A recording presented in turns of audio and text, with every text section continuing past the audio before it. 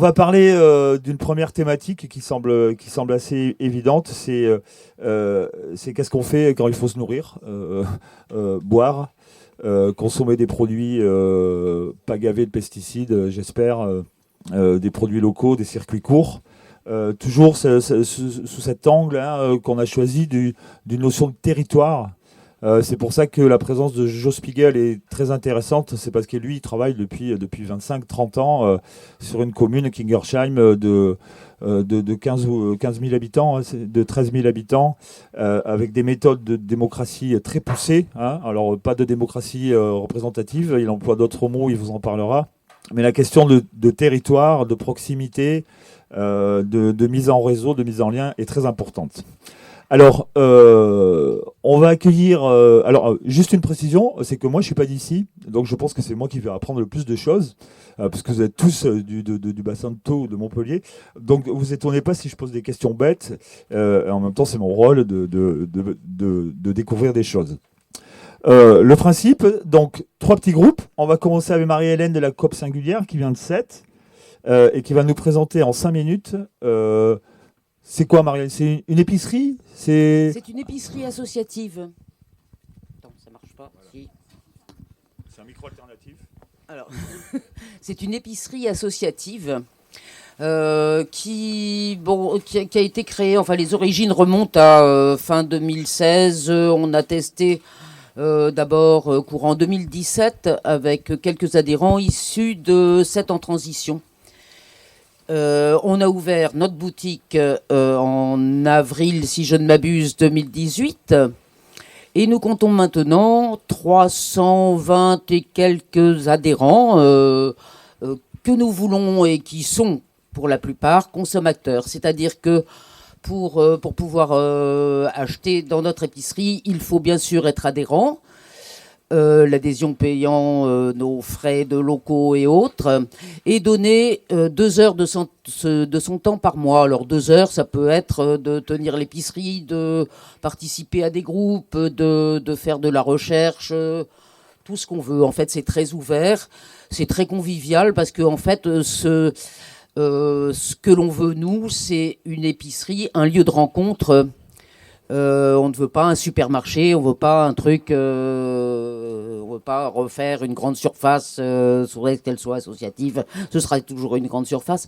Donc on s'en tient à une petite structure. On propose des produits essentiellement locaux, bio pour la plupart, et éthiques. On tient absolument, on se renseigne au maximum avant de proposer un produit, de savoir comment il a été produit, par qui, etc., comment ont été rémunérés les agriculteurs ou les personnes qui sont rentrées dans cette chaîne-là. Vous avez le temps encore, largement. J'ai encore le temps. Ouh là là, donc, oui. Alors que dire d'autre? Il va falloir approfondir un peu. Il va falloir approfondir un peu.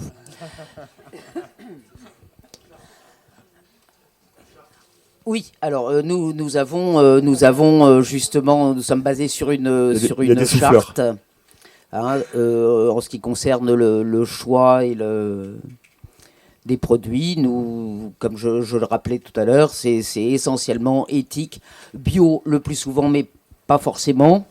C'est un petit peu difficile de s'achalander en bio sur la région, malheureusement. Quel type de produits? Des légumes? Alors, de la nous viande? avons essentiellement des produits secs. Parce que nous n'avons pas de salariés. Avec des produits frais, on rentre tout de suite dans une autre dimension. Il faudrait chambre froide, vérification des dates, etc. Enfin, ça serait un petit peu trop compliqué pour l'instant pour nous. Donc, nous faisons essentiellement des produits secs. Et nous vendons des fruits et légumes tous les 15 jours. Nous travaillons beaucoup avec les jardins d'insertion de la Croix-Rouge qui produisent en bio. Et pour le reste, des agriculteurs en agriculture raisonnée de la région.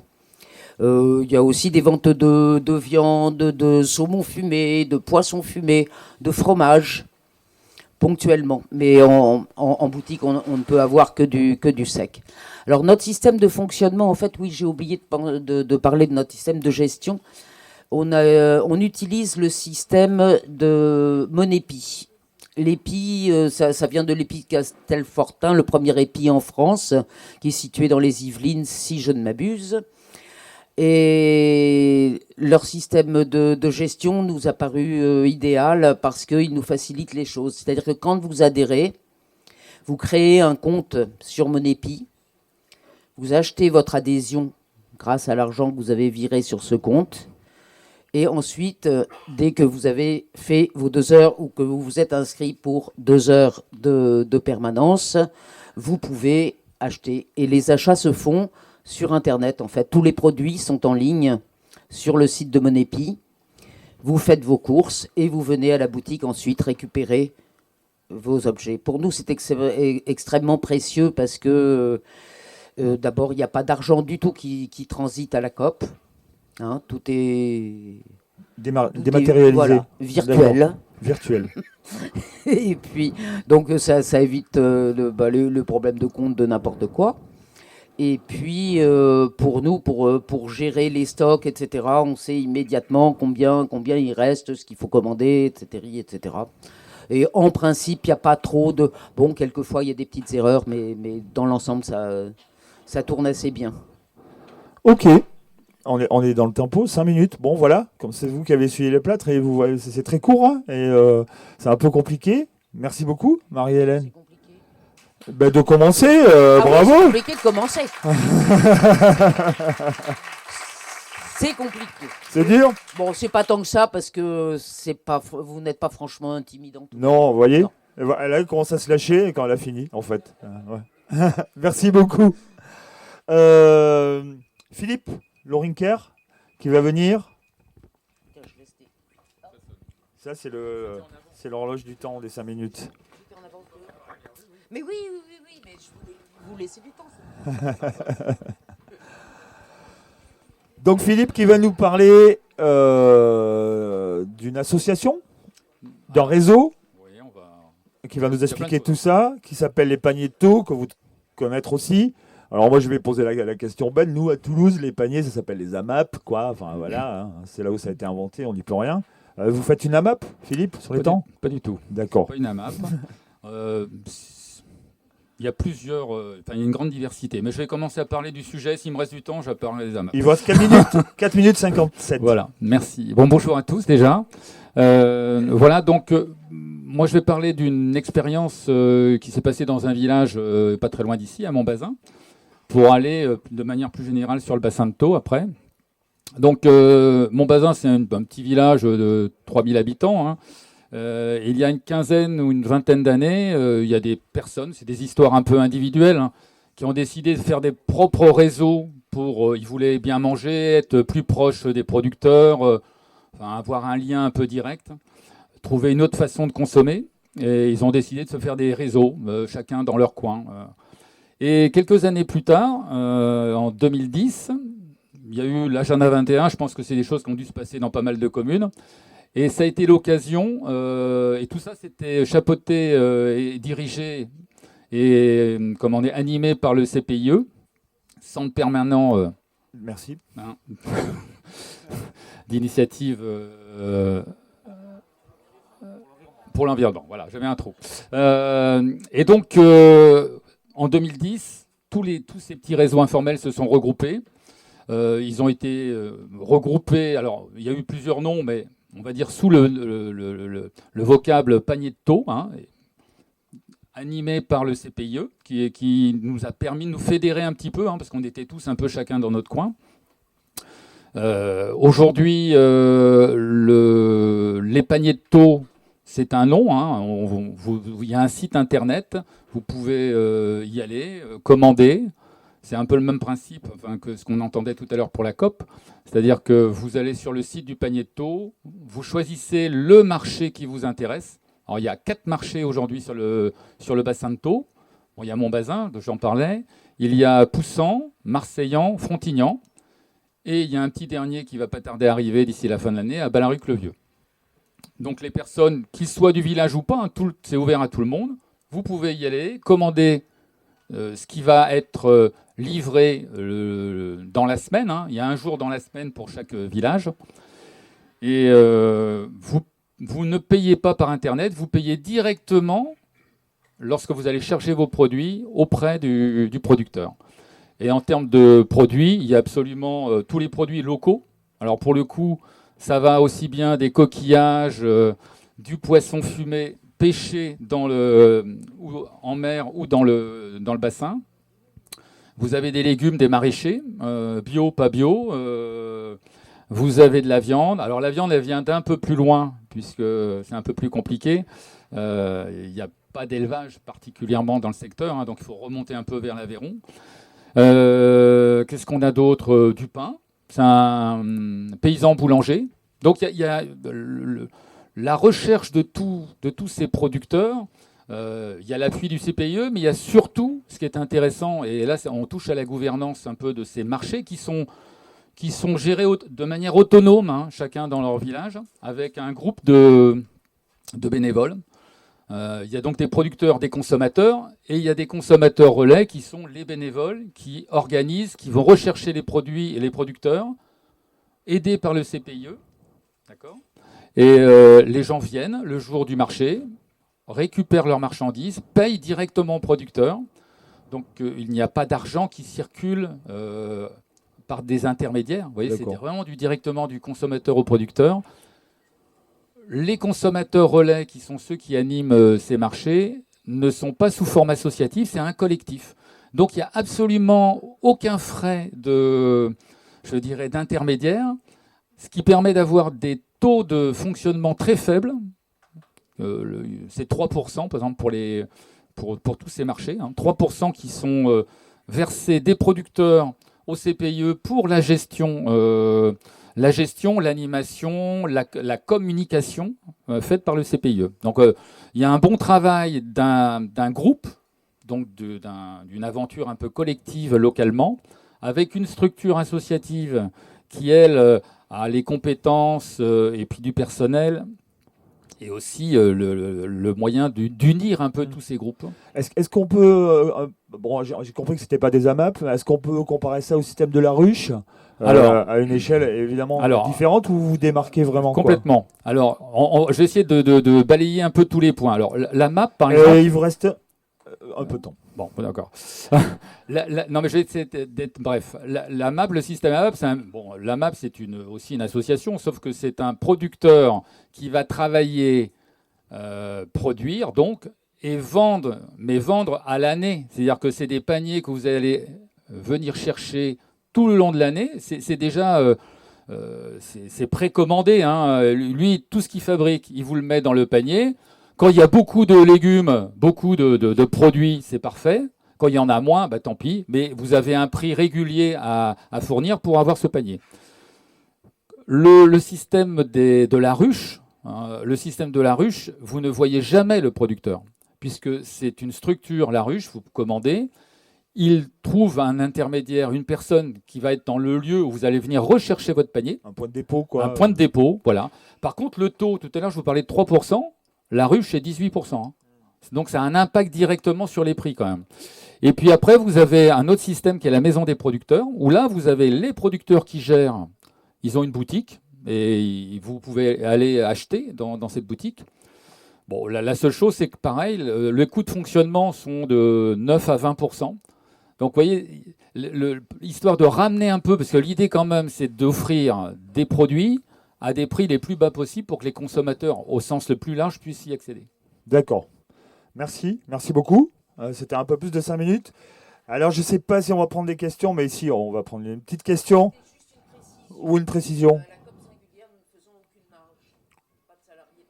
D'accord. Uniquement du bénévolat 100%. OK. Alors, on va rester à Montbazin, c'est ça, hein? Et puis, on a bien mangé, là, on va aller... Bonjour. Il faut aller boire un coup. On va aller donc au café L'Aquarium. Exactement. Ouais. Avec Antoine Caron qui va nous présenter ce qui se passe dans cet aquarium. Merci beaucoup. Oui, Top départ, 5 minutes, Antoine. Parfait. Donc, je vais essayer de tenir 5 minutes. Merci de me mettre dans le groupe sur l'alimentation et la culture des légumes et autres pour présenter l'aquarium. Parce qu'à l'aquarium, on ne fait bien évidemment ni culture de légumes, on ne vend pas d'épicerie ni quoi que ce soit. Par contre, effectivement, on peut venir consommer une bière et manger une petite restauration sur place le vendredi soir, tous les vendredis soirs en fait, chaque semaine, entre 7h et 22h ou 23h en fonction des soirées. Alors l'aquarium, c'est une structure qui s'est mise en place également donc, à Montbazin, comme il a été dit, donc je ne referai pas la présentation de Philippe sur Montbazin, issu également de l'Agenda 21. Et l'objectif, c'était de créer un lieu où les gens puissent se retrouver, partager, passer un moment, partager des idées, des moments de musique, des moments de rencontre. Et effectivement, régulièrement, on organise des soirées sur des thématiques diverses et variées. Et c'est vrai qu'on aime bien inviter des associations, des structures qui ont des projets un peu alternatifs. Donc ici, je vois qu'il y a un certain nombre de personnes qui sont déjà venues à l'aquarium présenter leur structure. Je pense à Taux Énergie ou Negawatt. Voilà, donc on essaye de promouvoir un peu les alternatives sur tout ce qui peut se passer un peu partout. Donc l'objectif, à mon avis, il y a deux objectifs dans ces moments-là. C'est à la fois pour ceux qui viennent partager, qui viennent à ces soirées, c'est effectivement avoir une meilleure compréhension de comment ça fonctionne, tous ces systèmes, acquérir une connaissance et pourquoi pas se lancer dans ce type de projet. Et puis l'autre objectif qui me paraît aussi important, et là c'est un peu plus général, c'est quand même aussi d'être une image dans ce petit village qui est, je dirais peut-être un village un peu classique par certains côtés, c'est de donner une image différente de ce que pourraient être certaines organisations et de ce qu'on peut faire par ailleurs, quoi. Donc ça veut dire qu'à mon avis, on touche à la fois les gens qui viennent aux soirées, qui sont peut-être 15, 20 personnes, en fonction des soirées, ça peut être 30 personnes, mais c'est aussi être présent pour faire savoir que localement, il y a des gens qui s'intéressent à autre chose. Et ça, je pense que c'est quelque chose qui me paraît important. Voilà, donc c'est assez simple, hein, des cafés associatifs, il y en a un certain nombre, c'est pas nouveau. C'est vrai que s'il y en avait 36 000 en France, ça serait encore mieux, parce que là, ça voudrait dire qu'il y a beaucoup de gens qui échangent. Je pense qu'on y gagnerait tous. Et au niveau de l'organisation, on a une structure associative classique au départ, mais on a essayé de faire évoluer cette structure associative classique, qui en général a un président, un secrétaire, un trésorier.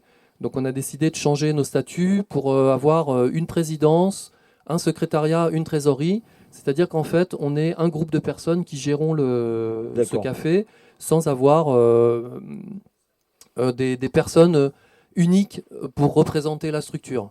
Si vous pouvez insister sur ça, on en avait parlé un peu, c'est un système de gouvernance très tournant, annuel, pas figé, quoi. Voilà, donc c'est ce qu'on essaye de faire. Donc, alors en termes de gouvernance tournante, c'est vrai qu'il y a beaucoup d'associations où on renouvelle les membres par un tiers. Donc nous, on a choisi que tout le conseil d'administration démissionne tous les ans, et c'est un nouveau conseil d'administration qui se met en place. Ce qui veut dire que vous avez assez de personnes. Alors en général, faut pas. Non, en général, c'est quand même souvent les mêmes, mais dans le principe, c'est important. Le trésorier devient président. Non, non, parce qu'il n'y a plus de trésorier justement. Il n'y a plus de président. Mais je pense que dans l'idée, c'est quand même intéressant parce que justement dans ces petits villages, il y a beaucoup d'associations. Il y a un président, c'est un peu lui qui gère tout. Et les gens s'adressent au président, et une fois qu'ils sont sortis, s'il n'y a pas le président, ils ne savent pas comment il faut faire. Là, l'idée, c'est de dire, désolé, mais ce n'est pas un président, vous pouvez vous adresser à différentes personnes. Et ça, alors effectivement, ça n'a pas forcément d'impact sur l'organisation au quotidien, mais je pense que c'est toujours pareil, au niveau de l'idée, c'est quelque chose qui me paraît intéressant. Symboliquement oui, symboliquement, oui, et puis effectivement, de faire réfléchir les gens sur comment on peut s'organiser différemment. Après, ce qu'on a fait, c'est qu'on a supprimé en général, les associations, il y a une adhésion, il faut payer quelque chose. Nous, on a fait une adhésion complètement gratuite. Donc le moyen d'adhérer, c'est simplement, on a un cahier et on met son nom, et à partir de là, on adhère. Donc il n'y a pas au départ une notion de besoin de cotiser pour adhérer. Voilà ce que... Avec aussi que du bénévolat, des salariés, des financements. Non, il n'y a que du bénévolat, c'est une toute petite structure. Hein. D'accord. Il n'y a pas de... Voilà. Pas de subvention. Ah oui, on ne fait pas de demande de subvention également. Volontairement Volontairement, oui, parce que, en fait, comme on est un bar, on a un petit revenu au travers des recettes du bar. Et donc, on considère que ça nous suffit. On n'a pas envie de se lancer dans des... Souvent, il y a aussi des associations, enfin, même, on en a discuté en interne, où on demande Ah ben oui, il faut qu'on demande une subvention parce que c'est l'habitude de demander une subvention. Donc nous, on a dit, bon, on arrête ça, là, c'est bon, on se débrouille par nous-mêmes et ça va très bien. Bon, ceci dit, c'est quand même la mairie, ça je tiens à le dire, qui nous prête le local, l'électricité et le... C'est un tout petit local, hein, ceci dit. Bon... Ça fait à peu près 20 mètres carrés. Hein. Ok. Non, il n'est pas là, mais... Merci, monsieur le maire, d'être venu. Ça fait le lien. Merci beaucoup. Merci, Antoine. Bravo.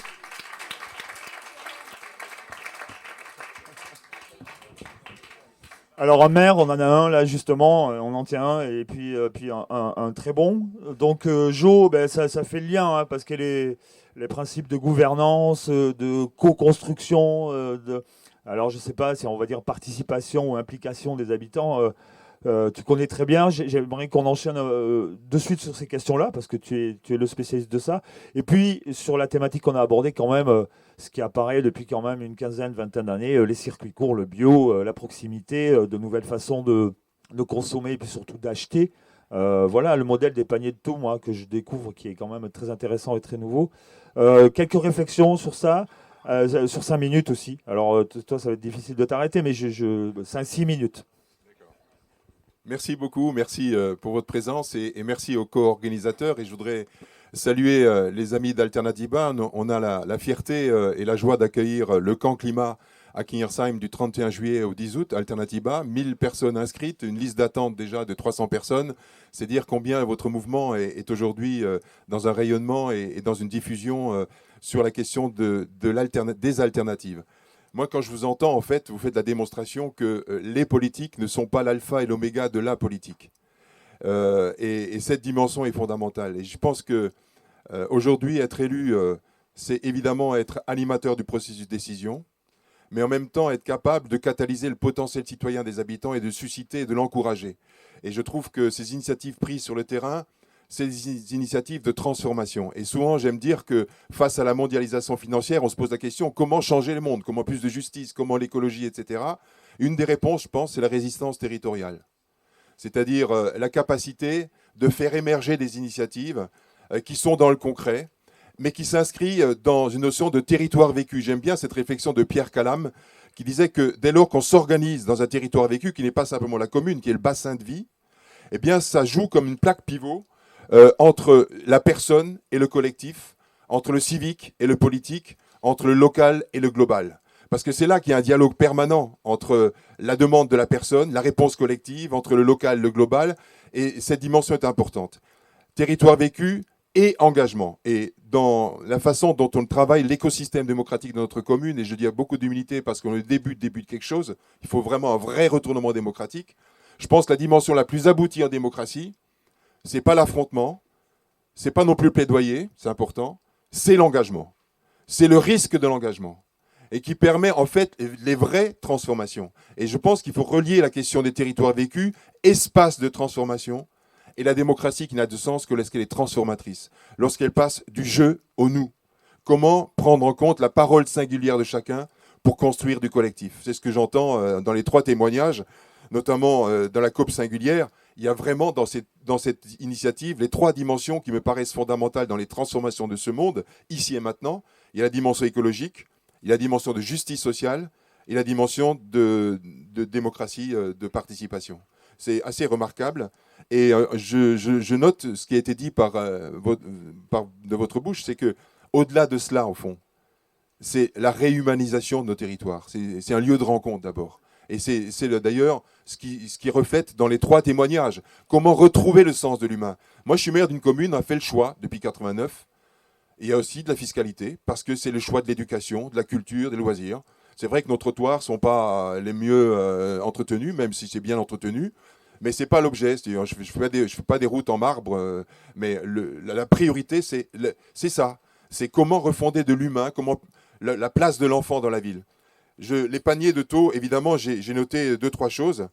C'est l'aventure collective, c'est-à-dire la capacité de coopérer dans un pays qui fonctionne en silo, dans l'entre-soi, y compris des collectifs citoyens. Il faut aussi reconnaître qu'on est souvent dans l'addition d'initiatives et dans l'incapacité de fédérer pour exister, pour faire système. Et donc le fait dans une commune, de pouvoir fédérer, c'est assez remarquable. Et évidemment, la question des circuits courts se fait sur le territoire, avant même la question bio, c'est comment relocaliser l'économie, comment redonner du sens à une autre économie sociale et solidaire. Le café, l'aquarium, il y a un truc qui me paraît important, c'est la question de l'image, le symbole dans un village. Ça a du sens. Dans ma commune, il y a le CREA, le Centre de rencontre d'échange d'animation. Il y a l'ECHED, qui est une association éco-citoyenne qu'on a soutenue par la mise à disposition de locaux qu'on a réhabilités, un ancien locaux textiles. Et il y a la Maison de la citoyenneté. Tout le monde ne participe pas au processus de décision. Il y a 700 personnes dans 10 conseils participatifs différents pour 10 projets différents sur 13 000 habitants. Ceux-là, ils sont dans le processus long de la démocratie dont je dis qu'elle doit être lente pour approfondir le sujet. Mais chacun sait qu'il y a une maison de la citoyenneté. Que chaque personne est reconnue comme singulièrement, potentiellement citoyen. Et la question de l'image, j'ai beaucoup travaillé sur la légitimité par le symbole. Longtemps, dans le premier mandat, mes dents raclaient le plancher, conquête du pouvoir et tout ça. Et longtemps, j'étais maire, conseiller général, etc. J'allais dans les inaugurations et les coupées de ruban. Souvent, dans mes interventions, je rappelle de ça. Eh bien, aujourd'hui, dans ma commune, depuis 10 ans, il n'y a plus d'inauguration et plus de coupées de ruban. Parce que l'image même du sénateur qui se déplace, qui n'y est pour rien, le député qui n'a plus de cagnotte pour filer, mais qui n'est pour rien, le département qui donne 20% quand il est généreux et la région 7% quand elle est généreuse, et l'élu local qui se trouve une place pour être sur la photo, je pense que ça donne une image de la politique qui n'est en réalité pas le fait de la réalité, y compris des citoyens engagés que sont les élus locaux. Mais ça donne une image de... C'est comme si coupé de ruban, comme si on était propriétaire de ce qu'on fait. En réalité, moi, ce qui m'a profondément bouleversé il y a 25 ans, en rencontrant ma propre fragilité, c'est de dire merde, mais t'es juste de passage. On n'est pas propriétaire de ce qu'on fait. On est juste de passage au service du bien commun. Et la question de l'image est importante, de savoir qu'on remplace les inaugurations par des temps d'appropriation par les habitants eux-mêmes. Quand on a ouvert le parc des Gravières de 8 hectares, on l'a fait le jour des vacances. Les enfants ont envahi le parc, c'est leur projet, avec les familles, l'intergénérationnel, l'écologie, 600 arbres de plantés en lien avec la forêt qu'on a classée en forêt de protection. Mais en fait, c'est ce bonheur de savoir qu'il y a à chaque personne singulière une capacité d'engagement et de reconnaître en chaque enfant, et dans notre commune c'est important, une source, une richesse incroyable. Et donc c'est un petit peu ça qu'on partage ici, retrouver le sens de l'humain, de la proximité, en sachant que, faisons attention à ce concept, parce que beaucoup d'élus parlent de proximité, en réalité c'est du clientélisme, et la proximité vraie, c'est-à-dire la vraie distance par rapport à son propre pouvoir, pour faire émerger la proximité entre les gens, et donc les alternatives réelles. J'étais trop long. Voilà. Ouais, et ils coupent plus les rubans, mais les hommes politiques sont toujours aussi longs dans les discours.